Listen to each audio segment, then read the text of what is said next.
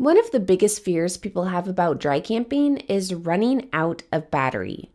You don't need to be an electrical expert to understand your battery limitations. You just need to understand a few simple concepts. By the end of this video, you'll know what to expect from your trailer batteries and how to prepare before you leave.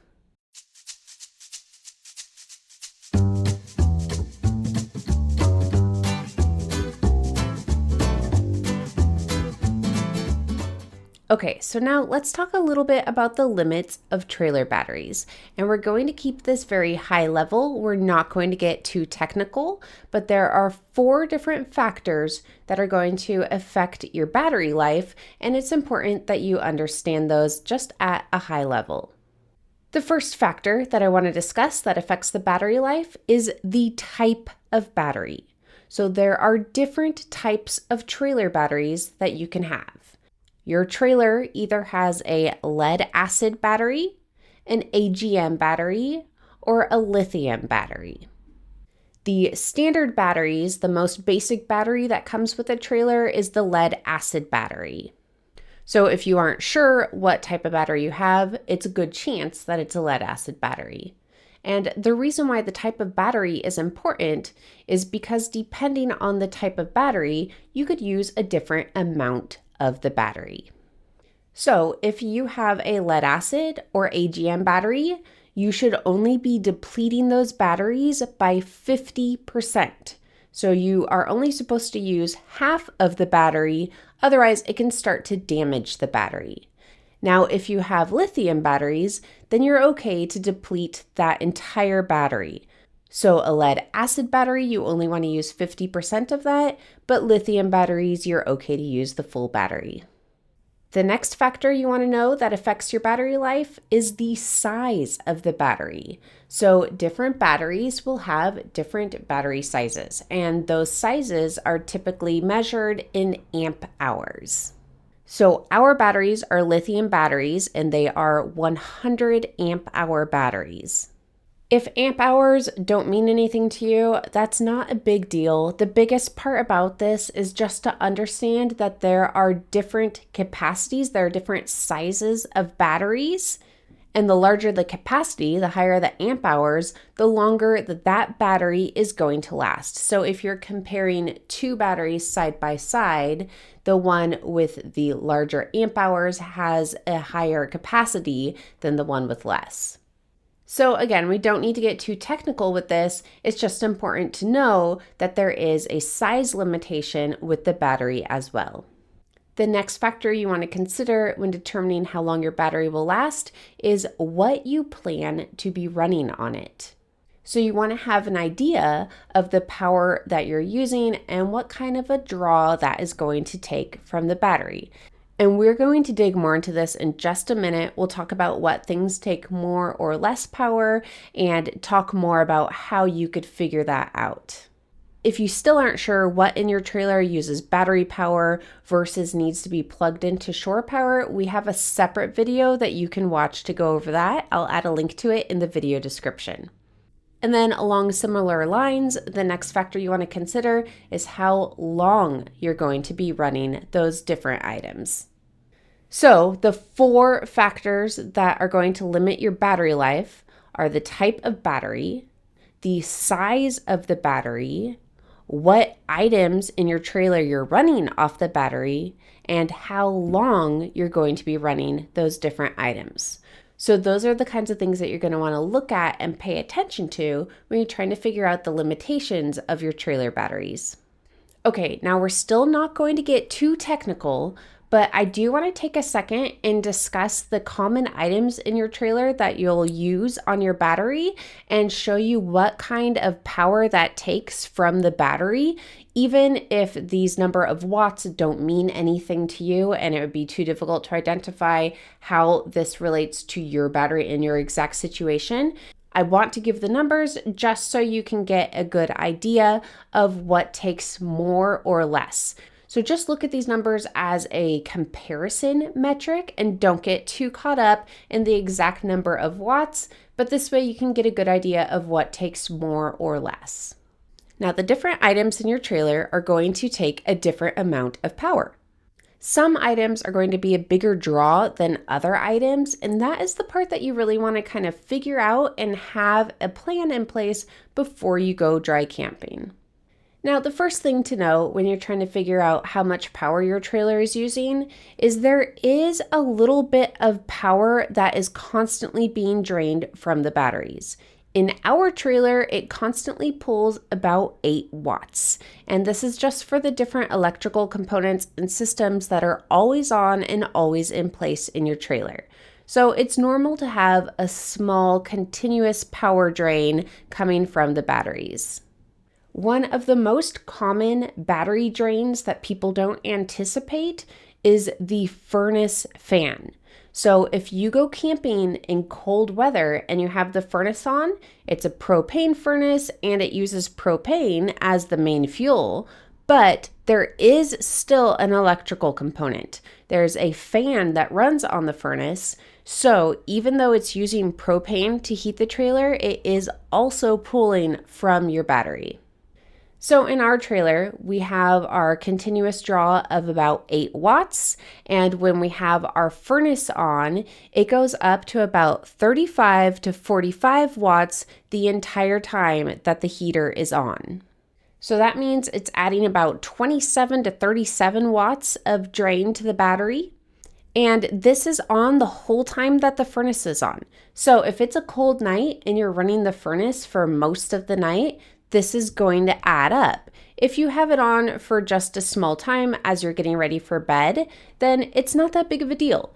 So this is the kind of thing that's good to know that if you want your heater on for an extended amount of time, it's also going to need some of your battery.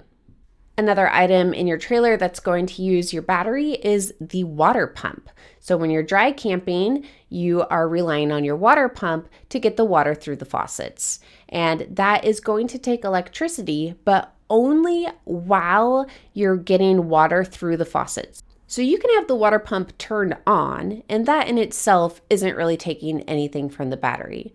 But when you're using the sink and it's actually pushing the water through, that's when it starts to pull from the battery. And in our trailer, it went up to about 40 to 80 watts while the water was running, which means it added a drain of about 32 to 72 watts on our standard 8-watt drain. Since this is only pulling from the battery while the water is getting pumped through the faucet, it's not on for very long. So this isn't overall a really big pull on the battery, but it's good to know that it does take some battery while it's being used. Another item that will require some of your battery is your refrigerator. So depending on the type of fridge, it could take more or less battery. When we're dry camping, we have our refrigerator set to use propane. So that's the main source that it's using, but it does still take a little bit of electricity as well. It ends up pulling about 8 watts from the battery. So our battery use goes up to about 16 watts when we have the refrigerator on. So that's not too bad. It's pretty minimal. If you have a 12-volt refrigerator, that is going to be a bigger pull from the battery. So that's going to depend on the exact fridge, but on average, it's going to be probably around 30 to 60 watts. Now, things like LED lights, those don't take very much battery. Almost all trailers have LED lights now, so you don't really have to worry about anything else. If your trailer is really old and it still has incandescent lights, that's something that you might want to consider switching over to LED lights just because it is going to pull a lot less from your battery than the incandescents. The LED lights in our trailer take about 4 watts each. So when we have one light on, it jumps up to about 12 watts. When we have 2 lights on, it goes about to 16. So as long as you have LED lights, it's really minimal and it's not going to pull much from your battery at all. Another item that isn't going to pull much from your battery are things like charging your cell phone. So our phones, when we plug them in the trailer, it takes about 6 to 10 watts. So that does go for several hours. So that is going to be running for longer. So that's something to consider, but it's not adding too much to the overall pull from the battery. So those are kind of the most basic things in the trailer that you're going to be using the battery for. And it's just good to have an idea that things like charging your cell phone and turning a light on isn't going to be very impactful. Using the faucet for a few seconds, not a big deal. If you want to do something like take a shower and you'll have your water pump on for an extended amount of time, that could pull quite a bit from your battery. If you want to run the furnace, that's going to be pulling from the battery. And that can add up if you have the furnace on all night long.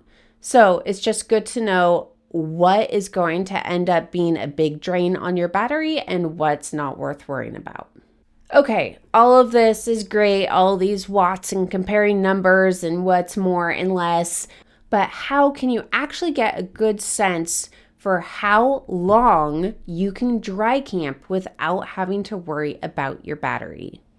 The best thing to do is to test it out. Now, you can do something like test it out in your driveway, but obviously that's not going to work for everybody. What I prefer to do, and I find to be a lot more comfortable, is test it out at a full hookup campsite. So full hookup sites do cost a little bit more money, but it just is a really nice stress-free way to be able to determine how long you can go dry camping. So find a full hookup campsite, preferably not too far from home, and book a site there. And then when you get there, don't plug in. Keep the trailer completely unplugged, just like you're dry camping. Just pretend like you're at a dry camping site. But if it doesn't work out, it's really easy just to plug in and use the hookups right there. So you can test it out without the risk of being stranded somewhere in the middle of nowhere and not be able to have any battery power. If you're worried about dry camping, this is the best way to get a sense for how long you can dry camp without running into any issues. Before you leave, make sure that you fully charge your battery before you get there. So arrive with a fully charged battery and then just start your trip as if you're dry camping. Test it out.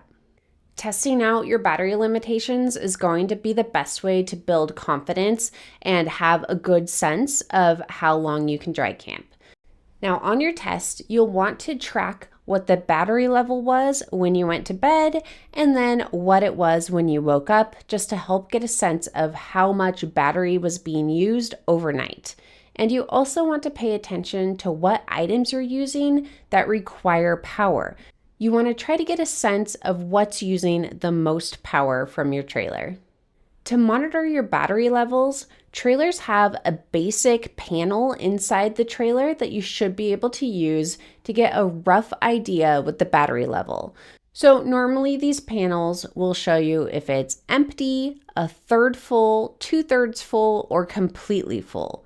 So these panels give you a very rough measurement of your battery level. It is not an exact measurement. Now, it's important to know that these numbers are rough estimates. It's also important to know that these monitors are voltage based. So what that means is they're not actually looking at how much is going in and out from the battery. They're just looking at the voltage of the battery and then giving you a rough idea of how full it is based off of that. And the voltage of the battery can change depending on the use. So the voltage can change depending on what you're running and what's going on in your trailer. So these numbers can feel unpredictable because they do go up and down, because the voltage goes up and down depending on what's happening with the battery in that moment. So that is normal and that's how those work. And it's just important to know that. It doesn't have to be perfect, it just has to be predictable. You just want to understand roughly how this works so you know what to expect at camp. So you just want to be familiar with that these are estimates, and yes, they can go up and down, and that is how the system works. If you're not satisfied with that and you do want to see a more exact battery level, that is something that can be added. In our trailer, we have a Victron BMV 712 smart battery monitor, and this gives us very detailed information about our battery. So instead of just telling us the voltage, it keeps track of what's going in and out of the battery, and so it can give us a very accurate percentage of how much of the battery is left.